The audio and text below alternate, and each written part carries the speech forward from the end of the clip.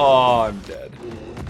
You're probably thinking of building your Sampo so you can pair him with Kafka, but I'm here again with another unconventional build for your entertainment. As always, we are going to be bullying Kafka, mostly because she's weak to wind in this fight. So I wanted to make some quick comments. Pella did really well. I think she 2-cycled Kafka. Of course, I need to make the disclaimer, as always, when I use my Lucha. He is E6, so between his E1 and E6, he's increasing the team's overall damage by about 1.3 to 1.4 times, depending on the damage dealers. If we could toggle Eidolons, I would, but that's not really an option. With that being said, please don't take these videos too seriously. They're meant purely for your entertainment, and I love making them. I love trying different things and making them work.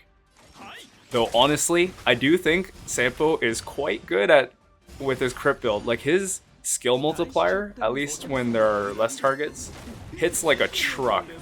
I think you can get it to almost 400% multiplier between all the hits at max level. But I don't have the resources to do that right now. You'll see his build at the end. It's pretty scuffed, but you know, he's still doing pretty good damage for a build that he's not supposed to really be good at. I'm sure you're interested in how to actually build him for Kafka, because they do pair really well together. And right now, he's kind of Kafka's best dot option. Not sure how Luca's going to play out just yet, but I guarantee you Sampo is going to be amazing. I will make a video on how you can maximize Sampo's damage and contribution to Kafka, so subscribe for more. And wow, that was really bad. I even clapped my hands. But no, actually, I'm really grateful for all the support you've all given me recently. I try my best to get back to all your comments. So if you do leave one, I will see it and I eventually will respond to it. So if you have any questions or want to talk, I will do my best to give you a good answer. After the Sampo build guide, it's probably going to be close to Kafka's release, so I'm definitely going to be making a lot of videos on her, and I guarantee you I'll be trying out her crit build as well. I won't disappoint with that. One of my favorite suggestions I've seen is trying Bronya as a hyper carry. It's just funny because she's the best. Honestly, she's probably the best character in the game. She's just so overloaded, but she herself only has her basic attack, which does have a 100% crit rate. It doesn't have the best multipliers though, because it's a regular basic attack, so not sure how much you can get out of it. I think it'll be funny to try, and I'm definitely going to go for it. That means I gotta level her basic attack. God damn it. Of course, if you have any suggestions, make sure to leave them in the comments down below. I think we have Asta coming up next, and then there's also maybe Fire Trailblazer, March. I don't have Hook built. Again, these are going to take a while, but I'll get to as many of them as I can. I think it'll be really fun. Asta seems pretty viable because her skill multipliers are similar to Sampo's, and at least they hit a lot, right? Against single target, it should be fine, but AoE, we don't know. Anyway, I haven't even talked about this fight at all, really. I don't know if you've noticed, but Sampo, because of his skill, he actually can do some pretty good crit damage. Of course, he's getting hyper buffed by Tingyun and Bronya, but it's still pretty impressive damage in my eyes. Especially considering his investment. Like, he's not even max ascended. Oh, you'll see what set I have on him after. I'm not going to tell you. Not going to spoil it. He's also E3, so again, he's missing out on 3 of his best Eidolons, but especially his best 2, which is his E6 and E4. So a lot of damage is missing for him. Even though we are buffing him with an E6 Lucha, he's still not even at like 50% of his damage potential, for sure.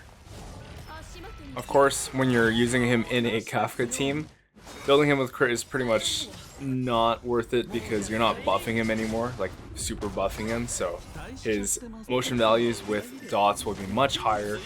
You're going to be manually denting them between him when he's at E4 and Kafka as well.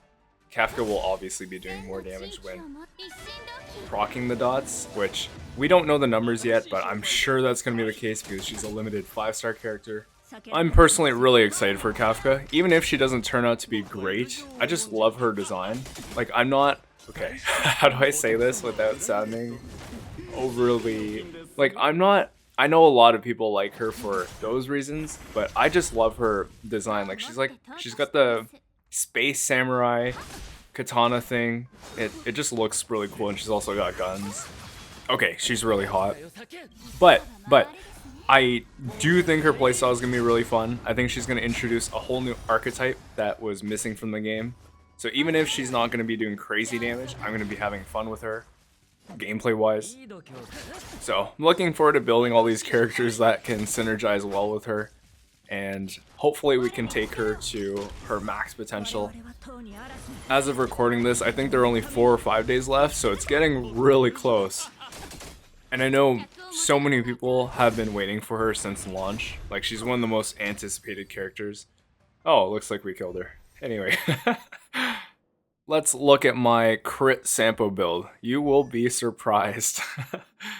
It's got a pretty good crit ratio. He's on Silver Wolf's Light Cone. I don't have many others leveled. Like, I could have leveled his, but I wanted him to do as much crit damage as possible here. He's still got 3k attack.